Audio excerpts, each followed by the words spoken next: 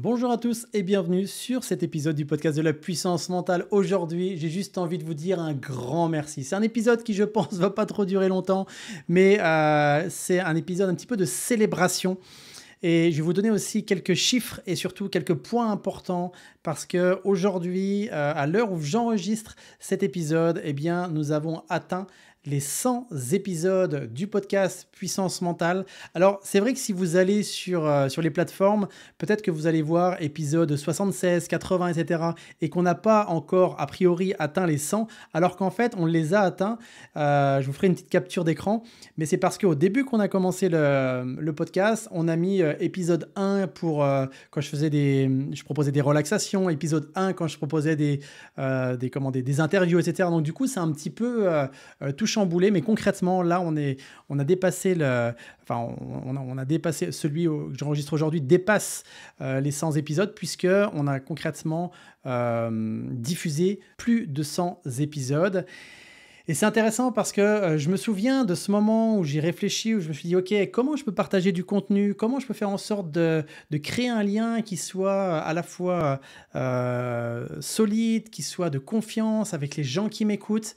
Et c'est vrai que le podcast, pour moi, ça a été un moyen qui était très intéressant parce que c'est un moyen où j'apprécie le faire. C'est un moyen qui me permet aussi de démontrer ce que je sais faire. Parce que concrètement, c'est important selon moi de différencier deux choses, la visibilité et la crédibilité. Le podcast permet vraiment de travailler sur votre crédibilité. Et je me souviens de ce moment-là où j'avais déposé sur le cercle d'excellence de Martin Latulippe, parce que je suis dans le cercle d'excellence de Martin, et où je mets, voilà les amis, j'ai diffusé 2 ou 3, je ne sais plus, il faudrait que je retrouve d'ailleurs ce post-là, et j'avais fait 100 écoutes, un truc comme ça. Je dis, mais je sais très bien que ça, c'est que le début et que je m'engage pendant minimum 2 ans à faire un épisode par semaine. Et c'est ça qui est intéressant, c'est dans quel état d'esprit je l'avais entrepris. Et pour aujourd'hui, arriver, je vous donne les chiffres. Pour certains, ça va paraître énorme. Pour d'autres, ça va paraître ridicule. On a fait 100 épisodes et là, on est à 38 096 écoutes avec plus de 600 écoutes minimum par semaine, sachant qu'on a un taux d'écoute qui est supérieur à 75%. D'accord? Donc, ce qui est une très très bonne, pour moi, un très très bon résultat. C'est sûr que si je compare à des amis comme Chloé Bloom qui fait ça, elle le fait peut-être en 2 jours. Moi, je l'ai fait en 1 an, elle le fait en 2 jours. Mais on joue pas dans la même cour, les amis.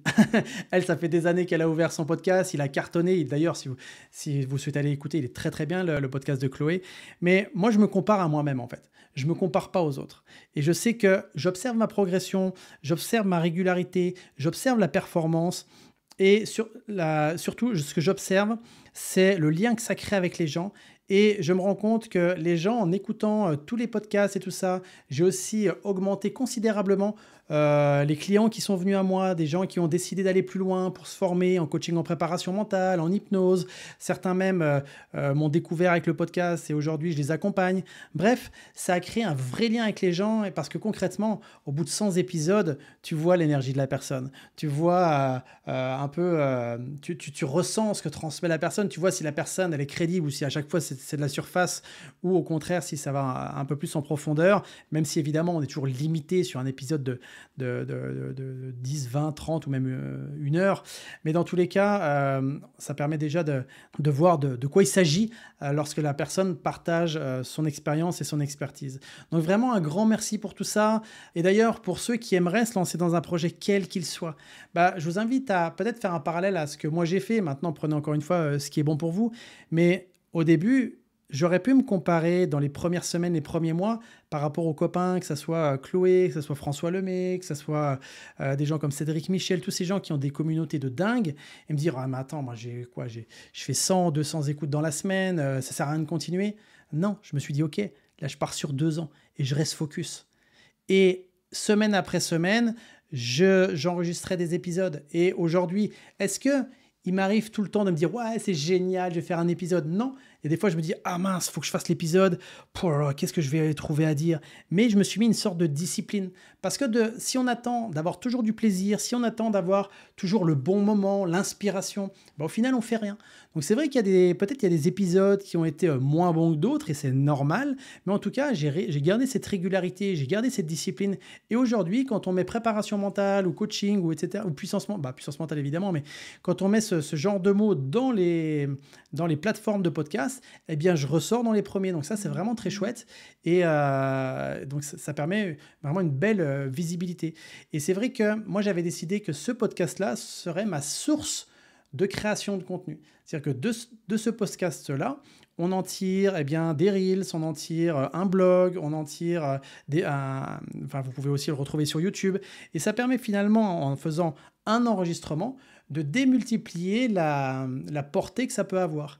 Donc voilà, j'avais envie en tout cas de faire un épisode comme ça pour vous remercier, vraiment un grand merci. Et si vous aujourd'hui, vous avez envie de vous lancer dans quelque chose, peut-être que vous avez des doutes, des peurs, vous demandez si ça va marcher ou pas, on s'en fout de tout ça les amis. Avancez, testez, expérimentez, recalibrez, améliorez. N'attendez pas que ce soit facile, n'attendez pas d'être toujours motivé, n'attendez pas non plus d'être au top du top, parce que ça, ce sont tous les ingrédients qui n'arriveront pas forcément en même temps. Par contre, faites en sorte d'être discipliné, faites en sorte d'avoir une routine, faites en sorte de mettre en place les éléments qui vont vous permettre justement de créer, d'être discipliné, c'est-à-dire peut-être... Dites-vous, j'enregistre un jeudi, le jeudi matin, c'est pour les enregistrements de podcasts ou alors c'est pour faire telle ou telle chose. Un petit peu comme quelqu'un qui se remettrait au sport et qui dit non mais j'y vais que quand j'ai envie, j'y vais que quand il fait beau, j'y vais que quand c'est le bon moment, j'y vais que quand je suis bien accompagné. En gros, tu n'iras jamais. Donc si on attend que toutes les circonstances soient présentes, on n'y va jamais. Donc lancez-vous, faites-vous confiance, let's go et améliorez-vous, prenez du kiff. Dans tous les cas, vous allez développer de nombreuses compétences. Exemple, moi aujourd'hui sur le podcast, j'ai une aisance verbale qui s'est vraiment améliorée au fil du temps et ça m'a permis aussi d'améliorer mon art, ça m'a permis d'argumenter sur certaines choses. Bref, c'est que du bonheur et je vous invite à vous diriger en direction des choses qui vous animent profondément parce que le chemin est beau, peu importe la destination. Donc là, aujourd'hui, je fais cet enregistrement pour vous dire merci. Donc, comptez sur moi pour continuer un maximum de temps dans cette dynamique. Donc, n'hésitez pas à me partager ce que vous appréciez dans le podcast. Peut-être me donner aussi des nouvelles choses qui vous plairaient. Peut-être... bref, n'hésitez pas. C'est aussi de la co-construction. Je suis là pour vous à 200%. Donc, voilà, sentez-vous libre de me contacter soit par les réseaux, soit par autre chose. Voilà pour cet épisode. J'espère que, en tout cas, peut-être que ça vous aide aussi à prendre de la hauteur par rapport à ce que vous vivez en ce moment. N'hésitez pas à me le dire. Prenez soin de vous, évidemment. Et encore une fois, 1 million de merci pour votre présence et votre confiance. Bye tout le monde.